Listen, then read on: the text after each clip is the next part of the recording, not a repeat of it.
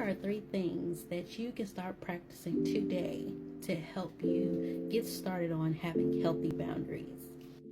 Number 1, practice saying no. And this could be as small as practicing no to one thing once a month, once a week, once a day, whichever is best for you.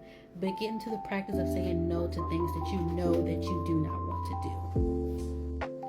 Having the ability to say no will keep you from putting yourself last and running from an empty cup. So I think it's really important to practice saying no so you can get a habit of putting yourself first. Number 2, write out 3 things that you do not like that you continue to do or continue to let someone else do to you.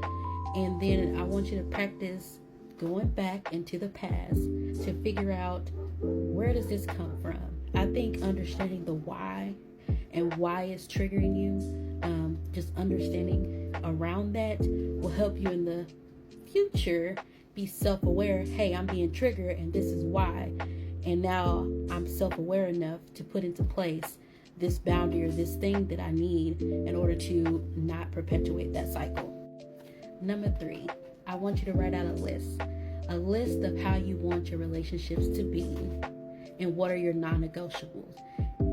The first being the relationship that you have with yourself. What do you want your relationship with yourself to be like? What are your non-negotiables? Then with your family. Then with your relationships with your spouses, boyfriends, girlfriends, and lastly with your friends. You need to figure out, what is it that I need or I do not want in order to move forward in those relationships. So you know, why do I need this boundary? Why do I need these things for myself? Now remember, boundaries are a necessity to love and take care of yourself. And so if you're having a hard time doing these 3 things, I recommend going to see a therapist. You can look up a therapist on Psychology Today, Open Path, Therapy for Black Girls. So if you're having a hard time with this, let us help you out.